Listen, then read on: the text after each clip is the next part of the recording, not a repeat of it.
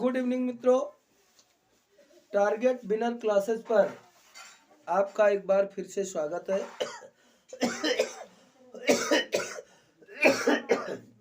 हमारे चैनल को आप देखें, पढ़ें, लाभ उठाएं, लेकिन सब्सक्राइब जरूर करें।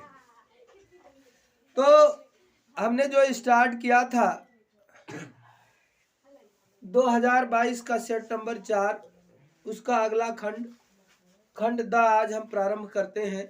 लेकिन चंद लाइनें आपसे कि जिंदगी बहुत खूबसूरत है, जिंदगी बहुत खूबसूरत है, जिंदगी से प्यार करो। अगर रात हो तो सुबह का इंतजार करो, वो पल भी आएगा जिसका आपको इंतजार है, वो पल भी आएगा जिसका आपको इंतजार है। बस अपने उस खुदा पर रखो भरोसा और उस पर एतबार करो। तो अब हम प्रारंभ करते हैं। खंड द जो हमारा है उसके प्रमुख क्वेश्चनों को हम देखते हैं। खंड द का हमारा क्वेश्चन है, कहाँ गया भैया, ये सबसे पहला क्वेश्चन है बेटा कि किसी प्रत्यावर्ती स्रोत से प्रतिरोध, प्रेरक और संधारित्र श्रेणी क्रम में जुड़े हैं तो इसका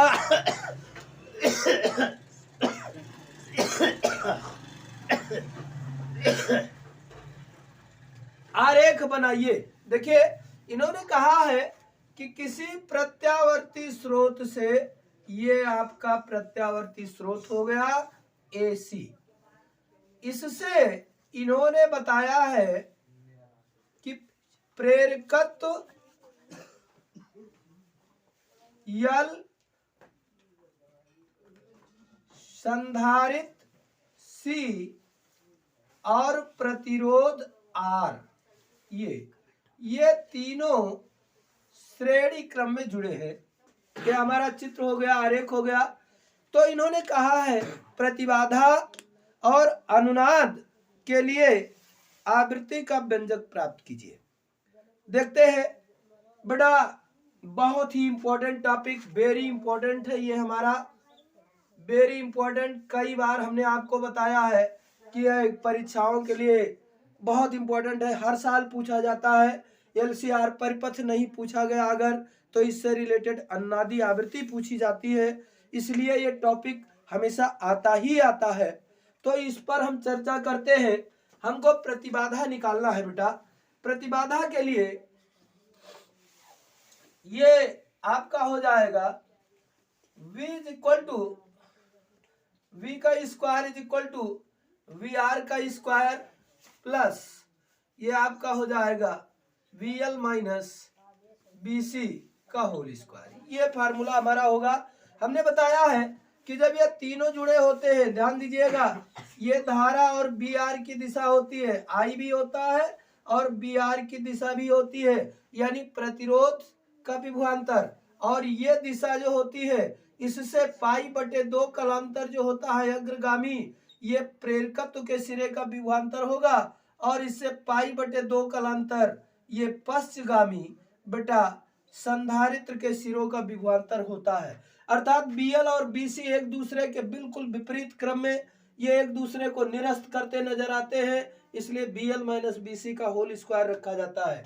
तो ओम के नियमों को लीजिए, IZ का square is equal to IR का स्क्वायर प्लस ये आपका हो गया I कॉमन, और ये हमारे पास हो जाएगा XL माइनस XC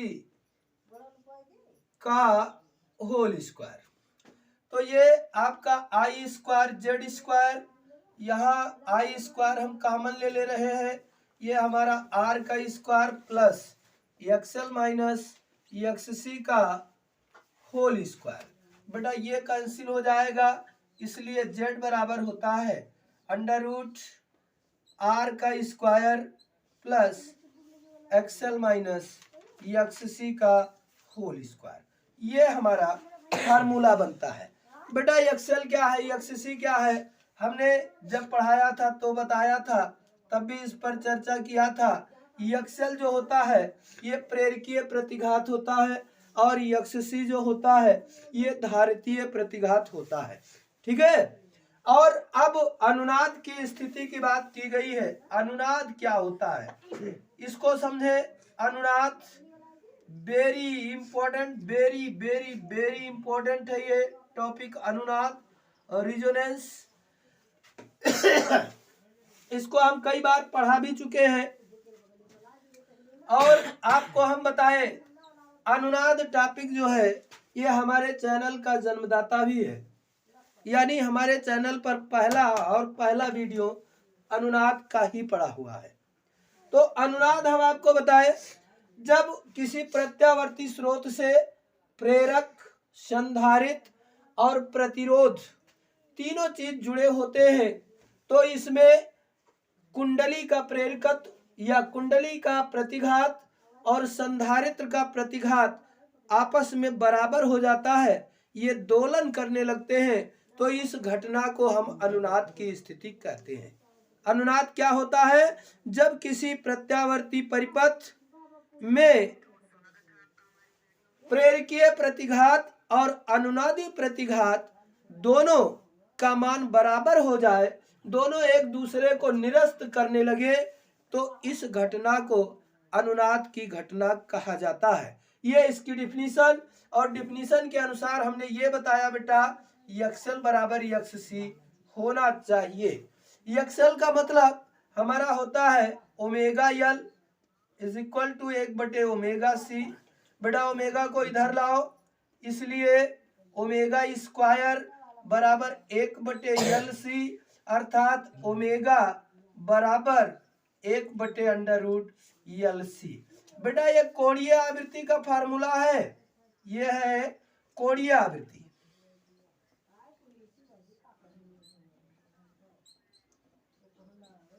कोणीय आवृत्ति की जब भी चर्चा की जाए तो यह निकालना होगा, लेकिन जब खाली आवृत्ति की बात की जाए तो ये होगा ओमेगा की वैल्यू होता है 2πf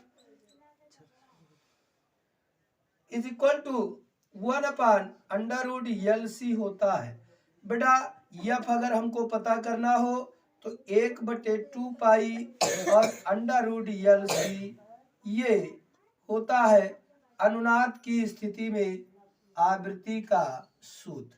वेरी इंपॉर्टेंट टॉपिक है, कई बार आया है, आता भी है, बहुत इंपॉर्टेंट है कि अनुनाद किसे कहते हैं। अनुनाद की स्थिति में आवृत्ति का व्यंजक प्राप्त कीजिए, तो ये डेरिवेशन आपको करना है और इसके ऊपर इसी को डिफाइन कर देना है। ये दोनों जो आपके लिखे कि प्रेरकीय प्रतिघात और धारतीय प्रतिघात जब बराबर हो जाए, यानी जब किसी प्रत्यावर्ती स्रोत से यल, सी और आर तीनों श्रेणी क्रम में जुड़े हो और कुंडली का प्रेरकीय प्रतिघात और संधारित्र का धारतीय प्रतिघात दोनों बराबर हो जाए, तो इस घटना को हम अनुनाद की स्थिति कहते हैं। इस घटना को हम अनुनाद की स्थिति कहते हैं। बेटा अगला क्वेश्चन हमारा है ये कि एक डायग्राम दिया है, ये 4 माइक्रोफैरड 4 माइक्रोफैरड 4 माइक्रोफैरड और 4 माइक्रोफैरड के संधारित्र एक दूसरे से जुड़े हैं और एक ये CD ब्रांच में 5 माइक्रोफैरड का जुड़ा है। इन्होंने कहा ये और बी के बीच तुल्य धारिता बताइए। आप जरा इस डायग्राम को देखें, हम रीअरेंज करने का प्रयास कर रहे हैं। आप समझिएगा, ए से हमने बेटा चलना प्रारंभ किया, यहाँ से यहाँ जैसे ही पहुंचे हमारे पास 2 ब्रांच हो जाती है। ये आप देखिएगा, हम इस ब्रांच पर चल रहे हैं, इधर हम चले तो हमको ये मिल गया C1 4 माइक्रोफैरड का। देखिएगा प्रयास है, अगर आपको समझ में आए तो मेहनत सफल माना जाएगा। ये यहाँ पहुंचे, पुनः 2 हुआ, इस ब्रांच पर चले, ये C2 आपका लगा है 4 μF का, और इस वाले ब्रांच पर अभी हम आते हैं, यहां से आप आए, ये हम B पर पहुंच जाते हैं, ये B पर। अब इस ब्रांच की चर्चा करें बेटा, इधर जब हम जैसे ही चलते हैं हमको C3 मिल जाता है 4 माइक्रोफैरड का। जैसे और आगे बढ़ते हैं ये तो यहाँ जो इसका ये दूसरा ब्रांच ये था, ये दूसरा ब्रांच ये, इसमें ये लगा हुआ है हमारे पास 5 माइक्रोफैरड का ये ब्रांच और ये ब्रांच और ये दोनों एक में मिल जाते हैं इस तरीके से, और ये B तक पहुंच जाते हैं। ये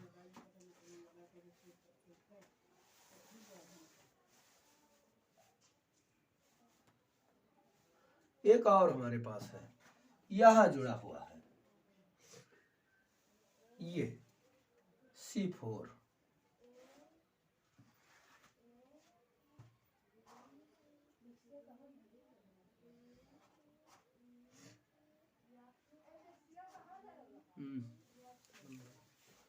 अब देखें तो ये रीअरेंजमेंट का हमने डायग्राम बनाया बेटा, हमारा बन गया।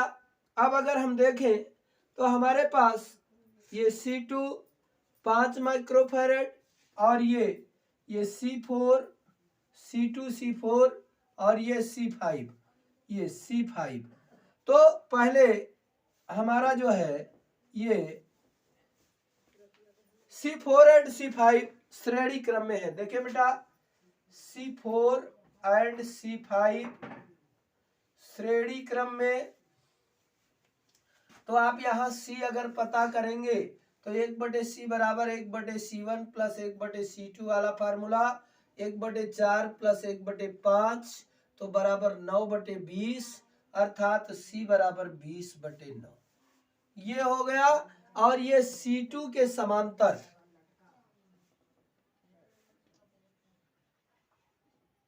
C2 के समांतर अगर गणना की जाए तो इसलिए C बराबर हमारा हो जाएगा 20/9 और ये प्लस 4 माइक्रोफैरड, तो ये हो गया 9 चौक 36 20 56 56/9 ये पूरा ब्रांच हो गया। जब ये पूरा ब्रांच हो जाए तो ये और ये C1 जो है ये श्रेणी क्रम में, C1 के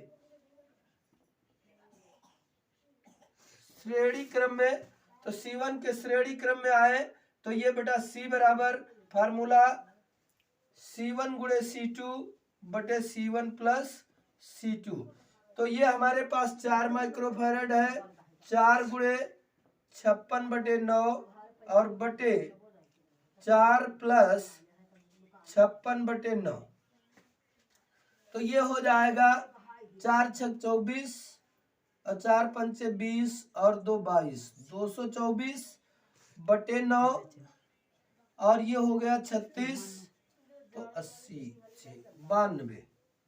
92/9, 9 से 9 कैंसिल यानी 224/92।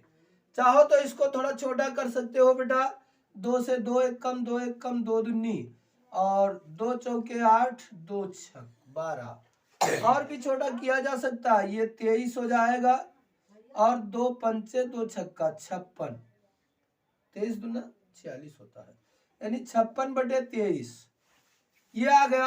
अब C3 के समांतर क्रम में, C3 के समांतर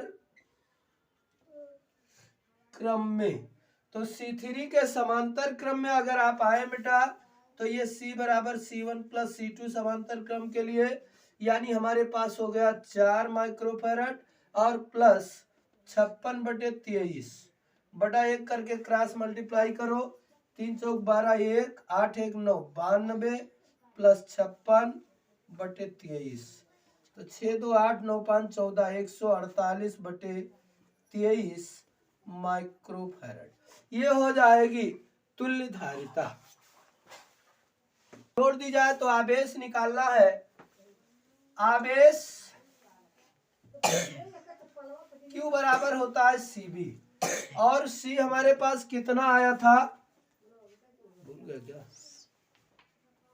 कितना अन करो तो 48/23 ये सी का मान था और गुणे 15, तो ये हो गया 15×8 = 120, 12, 15 चौका 60, 12 72, 7, 15 कम 15 7 22 और बटे 23। इससे आप भाग कर देंगे, इतने कूलाम का संपूर्ण आवेश आएगा। 4 का गा, देखिए बेटा 4 का गा पूछा है कि विद्युत चुंबकीय प्रेरण क्या है। अगर बेटा इसको बहुत ही विस्तार से आपको पढ़ना है तो इसी चैनल पर एक और वीडियो पड़ा हुआ है, विद्युत चुंबकीय प्रेरण और फैराडे का नियम के नाम से, उसको देखिएगा। फिर भी हम प्रयास करते हैं बेटा, एक कुंडली लीजिए ये, और इस कुंडली में जो है आप करें क्या,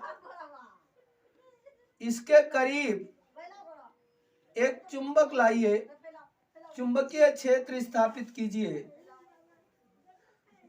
तो हम देखते हैं होता क्या है कि यहाँ जो घड़ी लगी है उसमें विक्षेप होने लगता है। इसकी व्याख्या फैराडे महोदय ने की है। फैराडे महोदय ने बताया है कि जब किसी कुंडली से बद्ध फ्लक्स में परिवर्तन किया जाता है, जब किसी कुंडली से बद्ध फ्लक्स में परिवर्तन किया जाता है तो बेटा कुंडली में प्रेरित विद्युत वाहक बल उत्पन्न हो जाता है, प्रेरित विद्युत वाहक बल उत्पन्न हो जाता है। इसी घटना को या प्रेरण की इस घटना को विद्युत चुंबकीय प्रेरण की घटना कहते हैं। हमने बताया आपको कि जैसे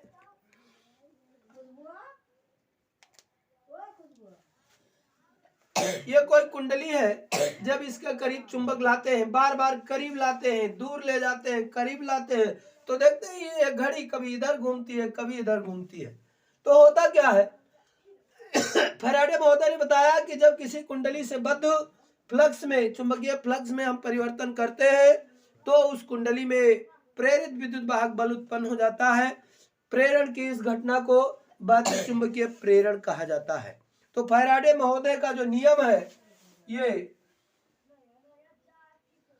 फैराडे का नियम, फैराडे के दो नियम है, प्रथम नियम और द्वितीय नियम, दो नियम है।